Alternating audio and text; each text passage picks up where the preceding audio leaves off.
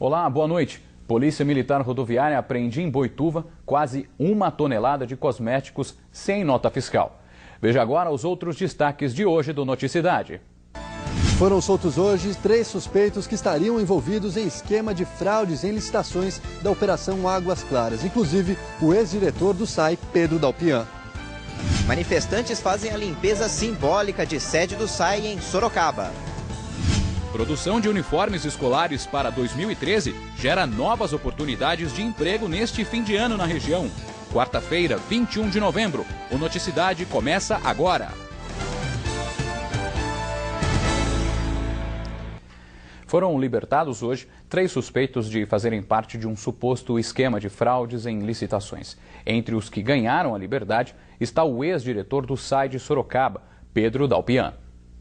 Reinaldo Costa e Moisés Ferraz foram ouvidos por quase 4 horas antes de serem libertados. Os 2 são sócios proprietários da empresa Alsan, apontada pela polícia como a principal articuladora do esquema de fraudes em licitações. No depoimento, eles negaram o envolvimento com as denúncias. Apesar disso, o promotor do Ministério Público diz ter provas suficientes para incriminar os suspeitos. Ao longo de toda a investigação foram captados inúmeros diálogos comprometedores e o que se tem em termos de diálogo foi confirmado pela apreensão de documentos. Então, em termos de prova, a investigação foi bastante profícua.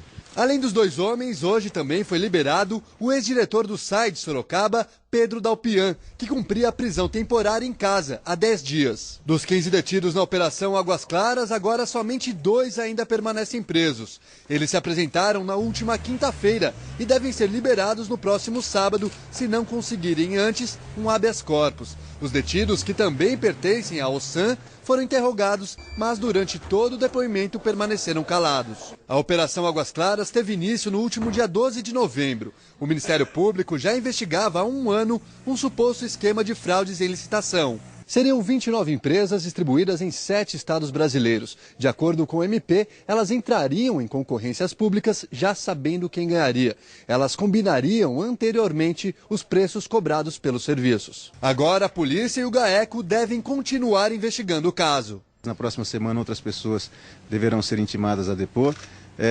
Prossegue com a perícia nos computadores e outras análises de documentos. Isso deve gerar, ao final de todo esse trabalho, uma denúncia, uma acusação formal à Justiça que deverá envolver um número aproximado de 20 réus. E estudantes e representantes de alguns sindicatos, entre eles dos professores, realizaram hoje uma manifestação em frente à sede do SAI de Sorocaba. Baldes para protestar. Quem participou do ato fez a limpeza simbólica das escadas na entrada do SAI, em alusão à Operação Águas Claras, que apura a suspeita de irregularidades em contratos do Departamento de Água e Esgoto. Eles exibiram ainda cartazes destacando prejuízos que o esquema causaria à população. Sempre o povo que paga por todos esses tipos de escândalo de corrupção. Então é fundamental a gente ter claro que é uma união contra a corrupção. Além de apoiarem as investigações de supostas irregularidades cometidas pela antiga diretoria do SAI, os manifestantes pedem a saída temporária do atual diretor da autarquia, Geraldo Caiubi. É inadmissível que o atual diretor do SAI ainda mantenha um contrato com a empresa que está sendo acusada de ser a empresa fraudulenta. Os manifestantes pedem ainda que o dinheiro que teria sido desviado no esquema seja devolvido aos cofres públicos. Isso lesou não só os cofres públicos, mas lesou também a população. E nossa equipe entrou em contato com o SAI de Sorocaba, mas a assessoria de imprensa da autarquia disse que a diretoria não quer se pronunciar sobre a manifestação. Foram detidos hoje pela manhã os suspeitos de terem praticado roubo à joalheria do shopping de Itapetininga no começo de novembro. Segundo o delegado Vitor Hugo Donizete Aparecido Veloso, de 33 anos, confessou o crime. O homem já era foragido da penitenciária de Guarulhos. O outro é um menor de 17 anos. E um homem foi preso depois de agredir a própria mãe, de 65 anos. O caso foi registrado na Vila São João, em Itapetininga. A própria vítima chamou a polícia e denunciou o filho, que tentou agredir também os policiais. O homem não pagou fiança e foi levado à cadeia de Itararé. E agora uma notícia que choca e, ao mesmo tempo, serve de orientação para jovens que se envolvem com drogas e aos pais, para ficarem em alerta. Afinal, infelizmente, o fim de muitos usuários de drogas pode ser como o de Felipe Navarro Garcia, de 19 anos, que foi morto hoje com 6 tiros na cabeça e um nas costas na linha férrea do bairro Pinheiros, em Sorocaba. Segundo testemunhas que são usuárias de entorpecentes, Felipe costumava vender drogas no local. A Polícia Militar Rodoviária apreendeu na rodovia Castelo Branco, em Boituva, quase 1 tonelada de cosméticos e produtos de perfumaria sem nota fiscal. A mercadoria estava nesse carro com placas da cidade de Mauá. O veículo seguia de Foz do Iguaçu a São Paulo. De acordo com a polícia, o chassi é adulterado e a suspeita de que as placas sejam clonadas. Os produtos foram trazidos à Receita Federal de Sorocaba e vão ser avaliados para saber o valor da mercadoria. O homem que transportava os perfumes foi levado à Polícia Federal e pode ser indiciado por descaminho. E 3 passageiros ficaram feridos após um acidente de ônibus em Sorocaba.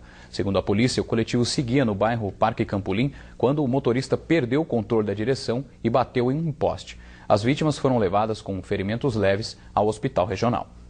Agora a gente fala sobre o movimento nas estradas durante o feriado prolongado. De acordo com o DER, o Departamento de Estradas de Rodagem, em todo o estado de São Paulo, o índice de vítimas fatais e de acidentes apresentou queda. O índice de vítimas fatais caiu 32%. Já o número de acidentes apresentou queda de 19%, ambos comparados ao mesmo período do ano passado. A concessionária que administra as rodovias Castelo Branco e Raposo Tavares na região de Sorocaba registrou 818 mil veículos no período de 15 a 20 de novembro. Movimento 19,4% acima do previsto. No sistema foram registrados 47 acidentes, 25 vítimas leves, 1 grave e 1 morte por atropelamento. Já no sistema Anhanguera Bandeirantes, na região de Jundiaí, passaram 1.161.758 veículos. Movimento 5% menor que o esperado pela concessionária.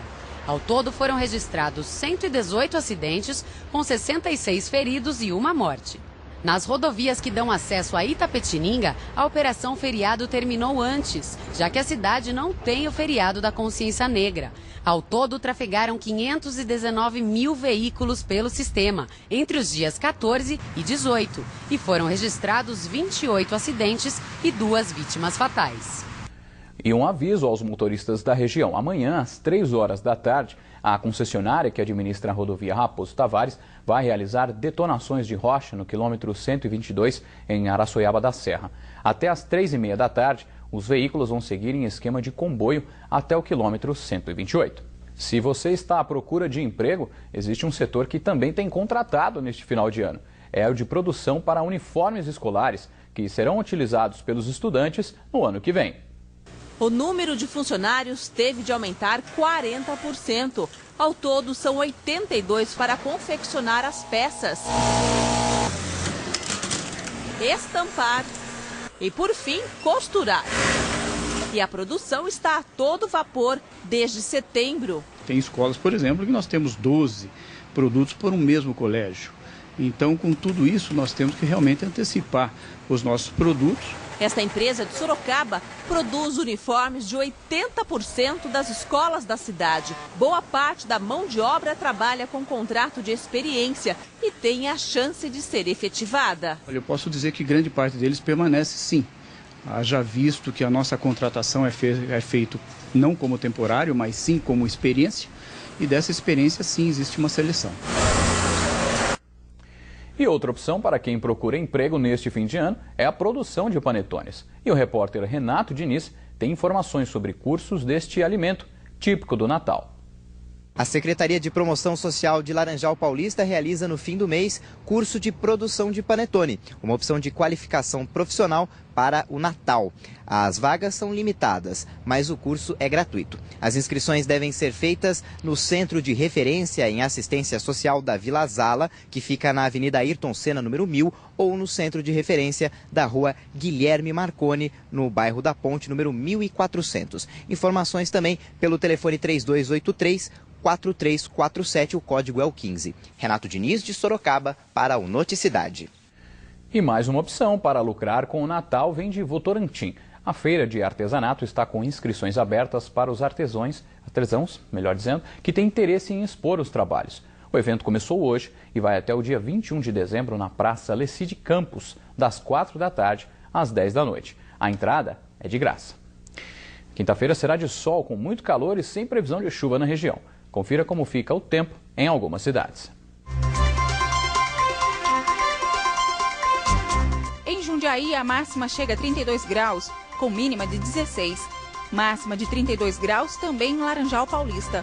Em Sorocaba, a máxima chega aos 31 graus, mínima de 16 em Salto. Em Itapetininga, os termômetros atingem a máxima de 30 graus. O Senado aprovou 2 matérias que serão obrigatórias para alunos do ensino fundamental e médio. O Ministério da Educação é contra o projeto, que agora será avaliado pela Câmara dos Deputados. Luísa tem apenas 8 anos e 7 disciplinas para estudar, mas em breve pode ter mais uma matéria no currículo. Os conteúdos: moral, ética e cidadania. Entendeu, Luísa? Eu não entendi, você pode falar de novo? Se para a menina os temas são complexos, para a mãe são antigas lições do tempo de colégio. Cristina tinha que estudar para as provas de moral e cívica e organização social e política brasileira. Disciplinas criadas durante a ditadura militar, mas das quais ela gostava. Tudo que vai acrescentar no estudante hoje em dia, na criança, no adolescente, é válido. O projeto que prevê a obrigatoriedade do ensino das disciplinas de cidadania, moral e ética no ensino fundamental e ética social e política no ensino médio foi aprovado no Senado, mas ainda precisa ser votado pela Câmara. Segundo a proposta, as matérias deverão ser lecionadas tanto nas escolas da rede pública como nas particulares. O Ministério da Educação é contra o projeto porque prejudicaria a adequação do currículo ao modelo do Enem. Educadores também veem a mudança com ressalvas. A gente acha que disciplinar uma matéria que não é disciplinável, que é uma questão de movimentos, de lutas, de exemplos, eu acho que realmente não tem o menor sentido e não precisa disso na escola. Para o autor do projeto, as novas disciplinas poderiam ajudar o Brasil a deixar de ser o país do jeitinho. Uma vez que a família não consegue fazer isso como se fez até hoje, como se fazia no passado, que possa também o Estado, através do seu aparato, que é a escola, fazer o ensinamento de cidadania, de moral e de ética. E para falar sobre essa discussão, eu recebo agora em nosso estúdio a especialista em educação, dona Valdelice Borg Ferreira, que é coordenadora do curso de Pedagogia da Universidade de Sorocaba. Boa noite, dona Valdelice. Até onde vai a responsabilidade da escola e da família nessas possíveis novas matérias para os estudantes? Olha, eu não vou dizer a responsabilidade da família e da escola nessas possíveis matérias. Na educação, de uma forma geral, tanto a família quanto a escola têm suas responsabilidades. A escola na educação formal e a família na educação informal. Não necessariamente nesses componentes que estão prestes a ser criados. No caso do planejamento familiar, ele contribui para a formação de um cidadão nessa ocasião? Olha, hoje existe essa opção dos casais terem um número menor de filhos, pensando numa possível oferta de educação de qualidade, melhor oportunidade de empregos, mas eu não vejo uma relação absoluta entre controle de natalidade, planejamento familiar e desenvolvimento da cidadania. As disciplinas, essas disciplinas que o governo propõe, que já foram implantadas antigamente na grade curricular e agora voltam, elas trabalhadas em sala de aula, resolve o problema do bom comportamento do futuro novo cidadão? Em hipótese alguma. Não há a menor necessidade de se criar componentes curriculares novos em matrizes curriculares já inchadas, e nossos políticos, tanto em nível federal, quanto estadual, quanto municipal, têm mesmo essa tendência de abordar a parte pedagógica, quando deveria partir de pedagogos as propostas para que a Câmara ou o Senado faça a legislação pertinente. Não há necessidade de criação de novos componentes, principalmente para se ensinar cidadania. Não se dá aula, olha, hoje nós vamos ter uma aula de cidadania. Cidadania não é o que se diz, é o que se faz. Pois é, nós agradecemos a participação da senhora e fica o convite para as próximas vezes. Obrigada, boa noite a todos. Boa noite. O Noticidade termina aqui. Fique agora com o SBT Brasil. Tenha uma boa noite e até amanhã.